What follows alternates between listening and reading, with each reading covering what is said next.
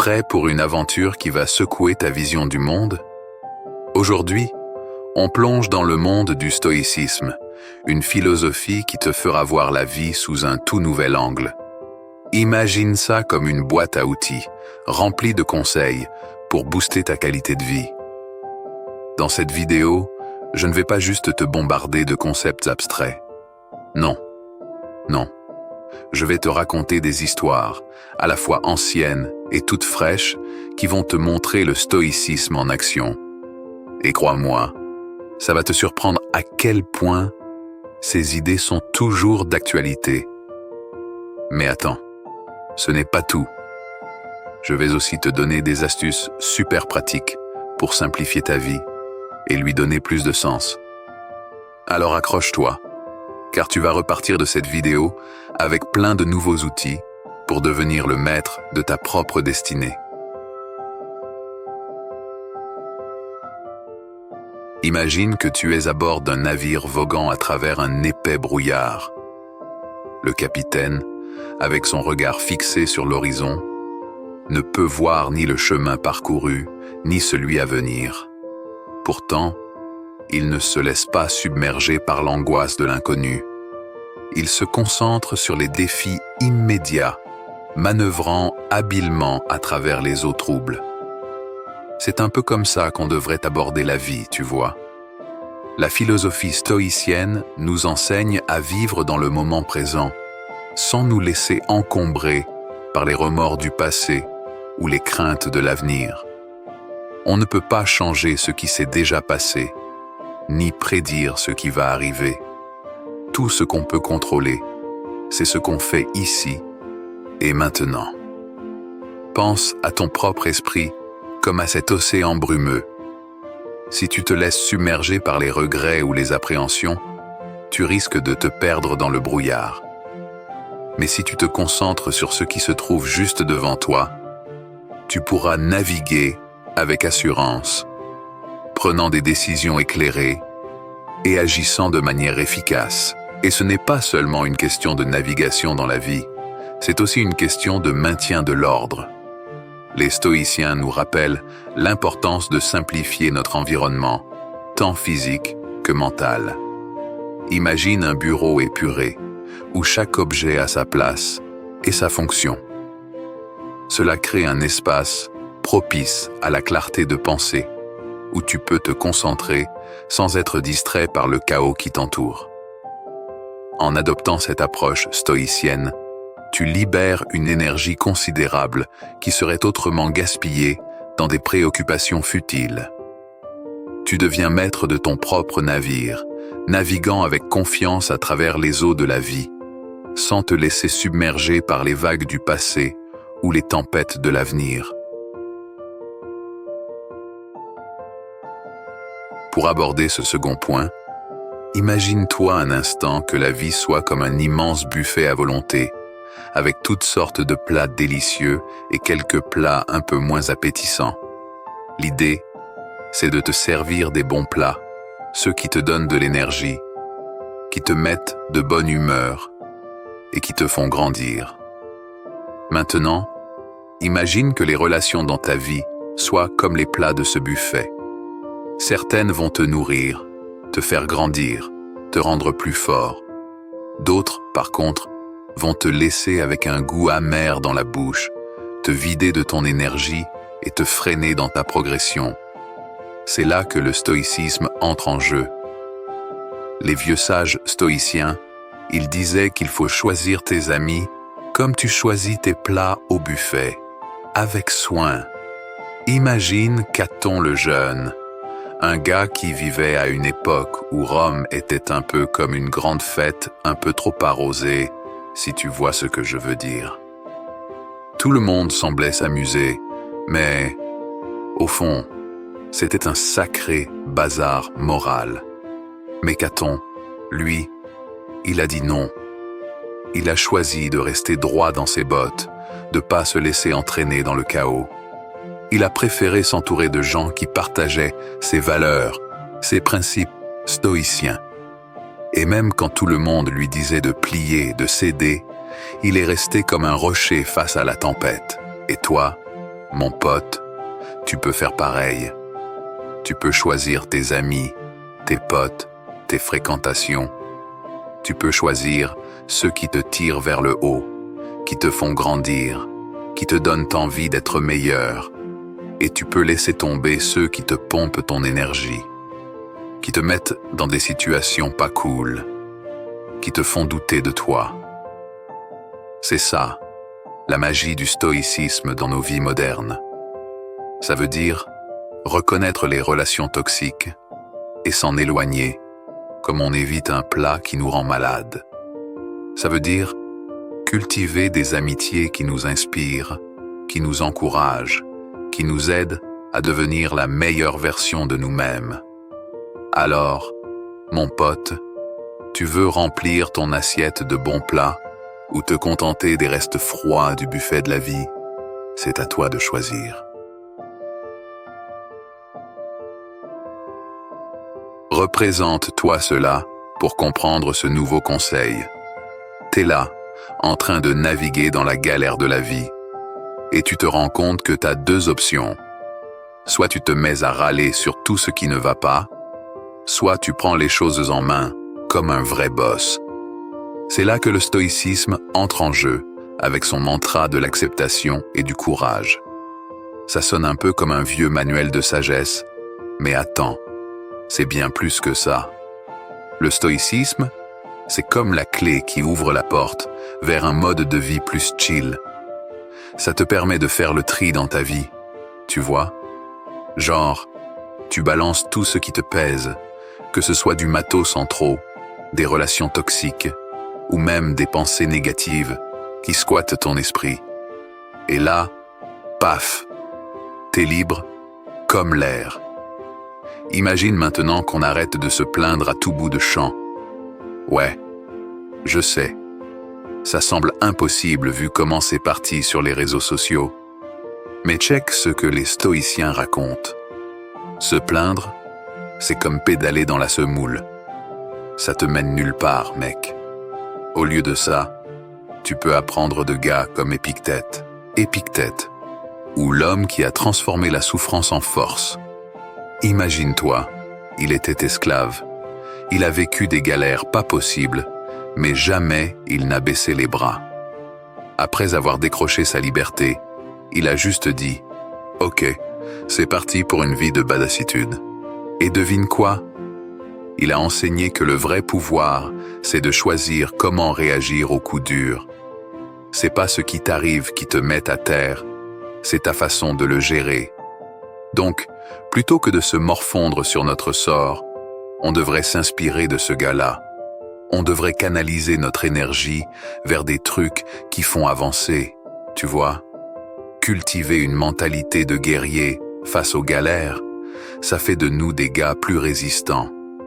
Et ça, non seulement ça nous évite de plonger dans un océan de mal-être perso, mais ça rend aussi nos relations avec les autres vachement plus cool. Fini les vibes négatives, mec. On est là pour propager du bonheur. Après avoir réalisé à quel point se plaindre peut plomber notre morale, tournons-nous vers un autre truc que le stoïcisme nous apprend. Simplifier nos affaires matérielles. Les gars stoïciens prônent un mode de vie simple, sans s'accrocher comme des morpions à tout ce qu'on possède.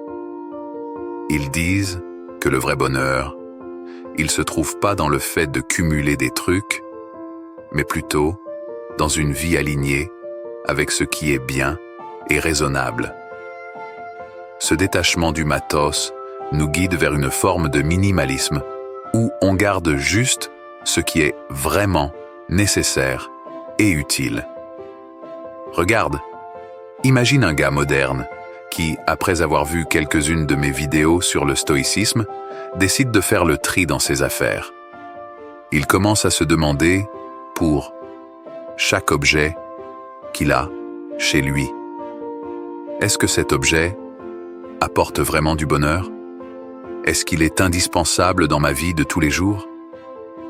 En appliquant ces critères, il se débarrasse de plein de bordel et garde juste l'essentiel pour son bonheur et ses besoins. Ça va te paraître dingue, mais ce grand nettoyage, ça ne lui a pas juste simplifié la vie à la maison, ça lui a aussi dégagé l'esprit et réduit son stress. C'est comme si sa tête était plus claire, tu vois. Ce genre de minimalisme, inspiré du stoïcisme, peut vraiment contrer la frénésie de consommation de notre époque. En réduisant volontairement nos possessions, on peut se concentrer plus sur notre propre développement, sur nos relations, et vivre une vie plus réfléchie et plus pleine de sens. On se libère un peu de l'emprise du matérialisme, et on voit plus clairement ce qui compte vraiment. Pas mal, hein? Avant de continuer, j'ai un petit défi marrant pour toi et tous ceux qui écoutent encore attentivement cette vidéo. J'aimerais que tu laisses un commentaire en dessous de cette vidéo pour que ceux qui n'auront pas regardé la vidéo jusqu'à présent ne comprennent pas ce qu'il se passe dans les commentaires. Alors, écris « Je suis venu, j'ai vu, j'ai été inspiré ». Maintenant, passons à la suite.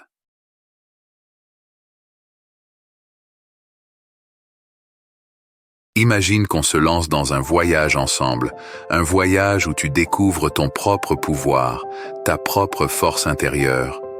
On parle souvent de l'influence de notre entourage, mais il y a un piège qu'on peut tous éviter avec un peu de sagesse stoïque. La dépendance à l'approbation extérieure. Regarde, les stoïciens, ces anciens sages, ils nous rabâchent que pour être vraiment libre, faut pas être accro au jugement des autres. Ils disent que chercher toujours leur aval, c'est comme essayer de remplir un seau percé. Ça coule, et jamais t'auras assez. Tu vois, Marc Aurèle, un empereur et philosophe stoïque, il insistait là-dessus. Il disait que notre vrai respect, on le doit à nous-mêmes, pas aux autres. Imagine si t'attendais toujours un coup de pouce de l'extérieur pour te sentir bien dans ta peau. Bah, t'avancerais jamais sur ton propre chemin de sagesse et de vertu. Inspire-toi de ça, frérot. Apprends à t'apprécier pour qui tu es, sans attendre des claps dans la foule. C'est ça, l'auto-validation. Et devine quoi? Quand tu te valides toi-même, les critiques des autres glissent sur toi, comme la pluie sur une veste imperméable. Ça veut pas dire qu'on se coupe du monde. Au contraire, ça te donne une force tranquille, une autonomie qui te permet de poursuivre tes rêves sans te soucier des qu'en dira-t-on. Alors, en adoptant cette approche stoïque, on devient maître de nos vies, libre des chaînes de l'approbation extérieure.